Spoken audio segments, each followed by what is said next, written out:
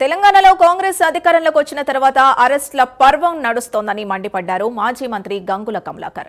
హైదరాబాద్లోని తెలంగాణ భవన్లో ఎమ్మెల్యే కౌశిక్ రెడ్డితో మీడియాతో మాట్లాడారు. అధికార పార్టీ ప్రతిపక్ష ఎమ్మెల్యేలను ఇబ్బందులు పెడుతున్నారని, బీఆర్ఎస్ ఎమ్మెల్యేలను దోషులుగా చూస్తున్నారని ఆరోపించారు. పాడి కౌశిక్ రెడ్డిపై సమ్మక్క సారలమ్మ జాతరలో ప్రోటోకాల్ అడిగారని, ప్రోటోకాల్ ఉల్లంఘించడమే కాక ఆయనపై పోలీసులు నిరాధార ఆరోపణలు చేశారని మండిపడ్డారు. సిపి మత మార్పిడులకు పాల్పడుతోందని ఎక్కడా అనలేదని, ఐపీఎస్ అధికారుల సంఘం చేసిన స్టేట్మెంట్ ని అప్పుడే కౌశిక్ రెడ్డి ఖండించారని చెప్పారు గంగుల కమలాకర్. తెలంగాణలో కాంగ్రెస్ ప్రభుత్వం వచ్చినప్పటి నుండి అభివృద్ధి పక్కకు పెట్టిరు, అరెస్టుల పర్వం కొనసాగిస్తున్నారు. అరెస్టులతో పాటు హరాస్మెంట్ కూడా ఎమ్మెల్యేల మీద, ప్రజలనే కాదు ఎమ్మెల్యేల మీద హరాస్మెంట్ అనేది బహుశా ఇన్ని సంవత్సరాల రాజకీయ జీవితంలో ఏ రోజు కూడా ఎమ్మెల్యేని ఎమ్మెల్యేగా చూసిండ్రు, ఏ పార్టీ అయినా కానీ. శాసనసభ్యుని చూసింది తప్ప కానీ వేరే టీఆర్ఎస్ పార్టీ కానీ బీఆర్ఎస్ పార్టీ శాసనసభ్యుని ఒక దోషిగా చూడడము, హరాస్మెంట్ చేసుడు అనేది ఫస్ట్ టైం మేము చూడడం జరుగుతుంది. ఆ రోజు కూడా కౌశిక్ రెడ్డి వీణవంకలో యాజ్ ఎ ప్రోటోకాల్ అడిగిండ్రు.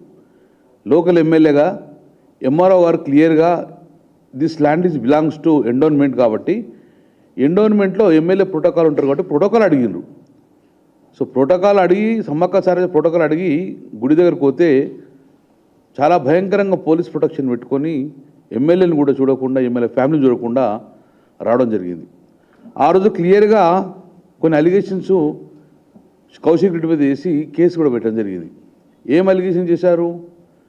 అక్కడున్న సిపి గారు మత మార్పిడి చేస్తున్నానని అన్నాడు అని చెప్పేసి తెలంగాణ ఐపీఎస్ ఆఫీసర్సు అతని కౌశిక్ రెడ్డి మీద ఒక ఆరోపణ చేశారు. ఇది చాలా శుద్ధ అబద్ధం. మేము కూడా ఖండించడం జరిగింది.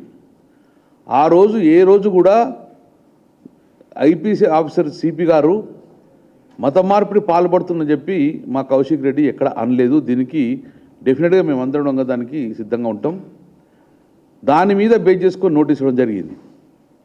సో ఈరోజు మళ్ళీ దాన్ని సిఐడికి అప్పయిపడం జరిగింది. ప్రభుత్వాన్ని మేము సూటిగా ప్రశ్నిస్తున్నాం. ఇందులో సిఐడికి అప్పయిపడం అవసరం ఏమున్నది? ఇందులో ఏం తవ్వి వెలికి తీస్తారు? అలాగే బాల్క సుమన్ కస్టడీ తీసుకుంటున్నారు. దేనికి కస్టడీ తీసుకుంటారు? మా గౌరవనీయులు పెద్దలు, మా మాజీ మంత్రివర్యులు, కరీంనగర్ శాసనసభ్యులు గంగుల కమలాకర్ అన్న గారు చెప్పిన విధంగా ఆనాడు నేను హుజరాబాద్ నియోజకవర్గాన్ని శాసనసభ్యుడిని. వీణవంక అనేది నా సొంత గ్రామం. నేను పుట్టి పెరిగిన గ్రామం, ఆ వాడలలో తిరిగిన ఒక గ్రామం. ఆ గ్రామంలో సమ్మక్క సారక్క జాతర మా తాతలు ముత్తాతల నుంచి అవుతూ ఉంటుంది.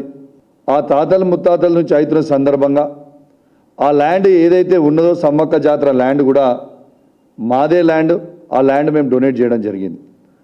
డొనేట్ చేసిన తర్వాత ఆ సమ్మక్క గద్దెలు ఏవైతే మీరు అందరూ కూడా ఇవాళ చూస్తూ ఉన్నారో, ఈ సమ్మక్క గద్దెలు మొత్తం కూడా దాదాపు ఈ సమ్మక్క గద్దెల్ని మీరు మొత్తము ఏదైతే ఇక్కడ చూస్తున్నారో ఈ సమ్మక్క గద్దెల్ని, ఆడున్న సీసీ కావచ్చు, సమ్మక్క గద్దెలు కావచ్చు, ఆ చుట్టూ రైలింగ్ కావచ్చు, ఆ లైట్లు కావచ్చు, నా సొంత డబ్బులతోని 30 lakhs తోని 2022లో దాని డెవలప్మెంట్ నా సొంత డబ్బులతోని నేను ఆడ సమ్మక్క జాతర అద్భుతంగా కావాలని నేను డొనేట్ చేసి డెవలప్మెంట్ చేయడం జరిగింది. చేసిన తర్వాత దీంట్లో ఆనాడు అయిన మిస్టేక్ ఏంటంటే సర్వే నెంబర్ అనేది వాళ్ళు ఎక్కియలేదు, అంతే 1294 అని. ఆ బేస్ చేసుకొని వీళ్ళు ఇబ్బంది పెడతా ఉన్నారు. ఈ ఎంఆర్ఓ గారు ఈ రిపోర్ట్ ఇచ్చిర్రని కలెక్టర్ గారికి రేవంత్ రెడ్డి గారు ఫోన్ చేసిండ్రని ఆ ఎంఆర్ఓ గారిని నిమిషాల మీద రిపోర్ట్ ఇచ్చినందుకు ట్రాన్స్ఫర్ చేసిర్రు. ఉన్నది ఉన్నట్టు ఎంఆర్ఓ గారు యాడ ఏం ఫేవర్ లేదు, దాంట్లో ఫేవర్ చేసేది ఏం లేదు. టోటల్ ఇక్కడ పెద్దమ్మ టెంపుల్ ఉన్నది, ఇక్కడ మడేలే స్వామి టెంపుల్ ఉన్నది, ఇక్కడ లక్ష్మీదేవి టెంపుల్ ఉన్నది, ఇక్కడ సమ్మక్క జాతర గద్దెలు ఉన్నాయి అని